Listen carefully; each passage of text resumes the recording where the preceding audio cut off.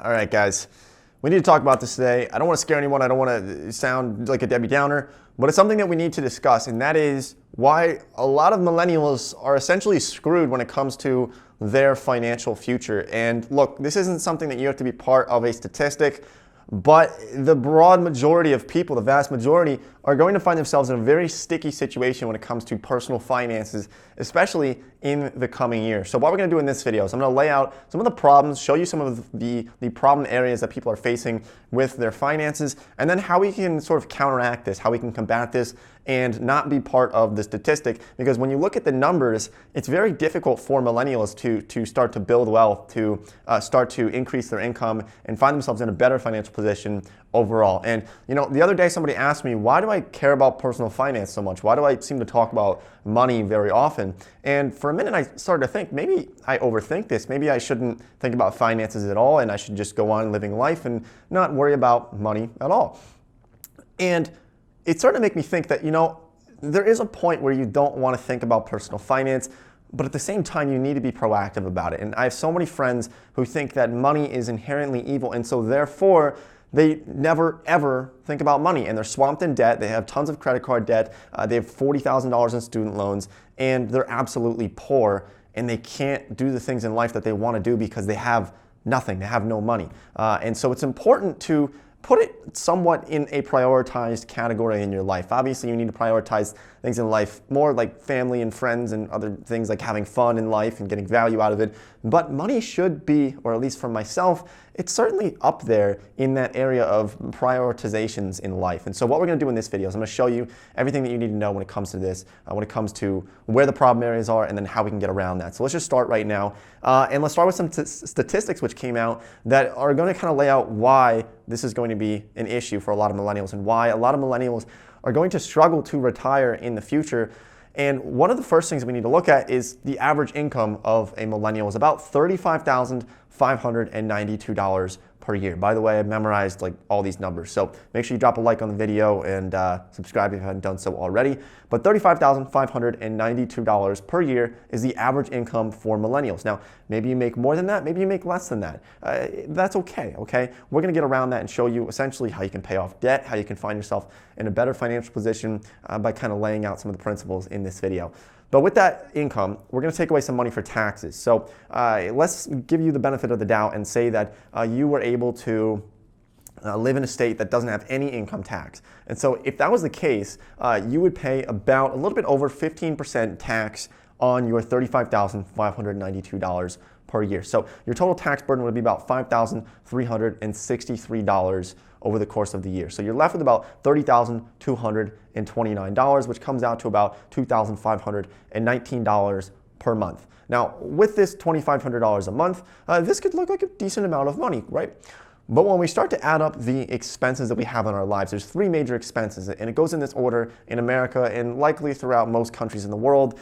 The number one expense is housing, then we have transportation, and then we have food. So just from those three alone, it's going to put a pretty big dent in our paycheck. So the average rent in America for a one-bedroom apartment or a one-bedroom living area is about $960 a month. Now we've seen these numbers a little bit over $1,000 as well, and it obviously depends on where you live in the country. I have friends in Arkansas who are paying $400 a month for an apartment, and then I have friends in Manhattan or people who I know in Seattle who are paying well over $3,000 a month for their one-bedroom apartment. So the average is about $960 a month. That takes us down to $1,559 a month that we have left over in our paycheck. Now we're going to take away transportation costs, which are $706 per month.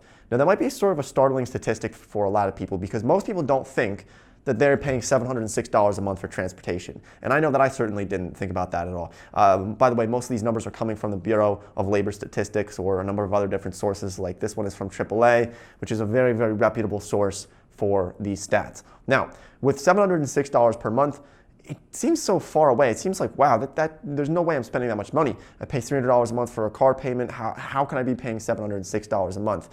Well, when you start to add up the numbers, you might have $300 a month in car payment. Then you have to factor in the depreciation of your car because every year, every day, and every time you drive an extra mile with your car, it devalues and it depreciates in value. So maybe it's a couple $100s a month in depreciation.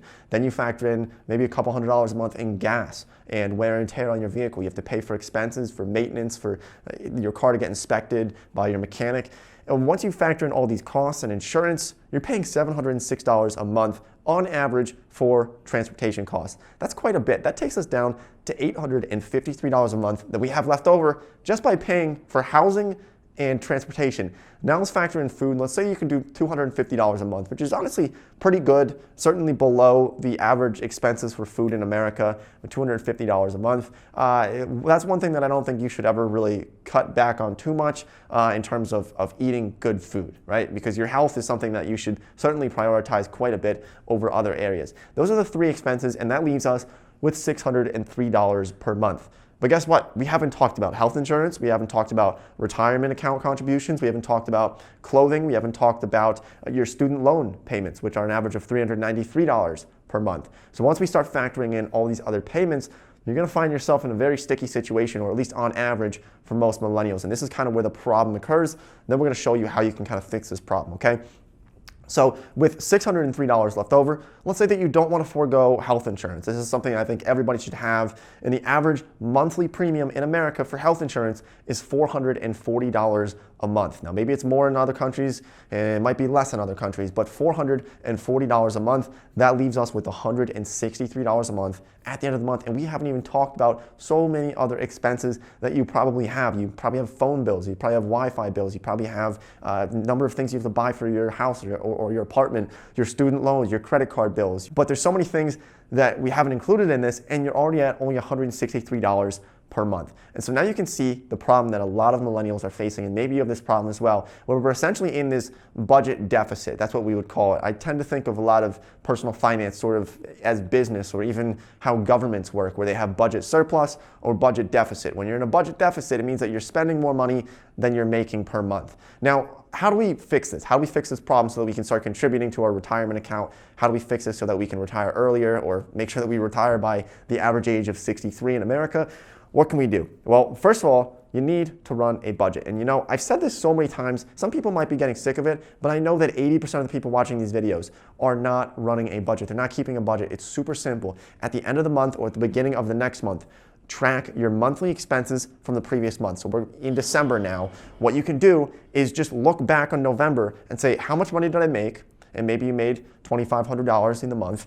And then how much money did I spend? Just track those numbers. Write them down on a piece of paper or use an Excel spreadsheet. That's what I do. It's super simple, but you need to do that as step number one to start to close that gap and find yourself with more money at the end of the month than having less money at the end of the month. One of the worst things that people do, and it stresses me out, honestly, thinking about this, is they find themselves where they're spending $400 a month more than they're making. And so to make up for that, they pay for things on a credit card, because they can't make up for it. So they pay for it with the credit card, and it puts them in a deeper hole, and they find themselves swamped in debt. Now, the average student loan debt in America is over $30,000 when people graduate from college. That's the average monthly payment of $393 a month. I know most people have some type of student loans. That's another thing that we need to worry about, and it's something we're actually going to talk about in the next video on Thursday when we release a video about how to pay off debt, especially on a low income. So once again, make sure you subscribe to the channel for that. Now, besides running a budget, what else can we do? Well, one thing that I think is essentially really, really important, this is probably the most important aspect of this video right here, is the way that I view personal finance is that you can go on the defensive or you can go on the offensive. I really relate this to sports in a lot of ways, okay? So a lot of people, when they see that they're spending more money than they're making, they say, I need to start saving money. So they start cutting back on housing expenses. They start cutting back on food costs. They start cutting back on transportation and healthcare and important things in their life. And this is certainly a strategy. You can play defense, but teams don't really win games by simply playing defense and not focusing on offense. So if you really want to win financially, what I personally do from my approach is I focus on defense, but also really heavily on offense. And the offense side of this is to focus on ways to increase your income. So if you're making $2,500 a month and you're spending $3,000 a month, you're in a net budget deficit of $500, right? how can we increase our income? One way is to obviously start a business, start a side hustle. You've probably seen videos on this channel about that. We have a lot of videos about how to increase your income. But another strategy is to just go into work and ask for a pay raise. Now, some people don't want to do this because maybe they're new to their job, or they feel like maybe they haven't done as well as they should in their job. But if you've been working your job and you haven't gotten a pay raise in quite some time, just go into work and say, I want a raise. Here's why I want a raise. Lay out everything, every reason why you deserve a pay raise. And if you get fired, don't blame that on me. But I've had a lot of people who will just DM me on Instagram. They'll say, Nate, you told me to just go into work tomorrow and ask for a pay raise, and I got $1.50 an hour more per hour. And that's a great feeling. And so I wouldn't be afraid to go into work and just see if you can get more money from your job, especially if you haven't gotten one in quite some time. But find ways to go on the offensive. And that way you don't have to cut those things in life that are really important, like healthcare, or you don't have to cut those things like taking your kids on a vacation somewhere, taking them to Disney World, whatever it is. You can still afford to do that if you focus a little bit on defense. Certainly focus on defense. Don't go to Starbucks every day. Don't be spending thousands of dollars on useless things that you don't need. But at the same time, I focus heavier on offense so that I can still afford all these other things in life by just simply increasing my income, okay? So those are my biggest tips for you guys. If you have any questions, comments, leave them down below in the comment section below. Like I said, Thursday we're coming out with a video on how to pay off debt on a low income. If you're interested in it, let me know, because if people don't want to see it, then I just won't put out the video. But I've gotten quite a bit of questions on it. So, we don't sell anything on this channel. I sell nothing, no products, no informational products. This is all just free information. So I really appreciate all the support, and I'll see everybody in the next video.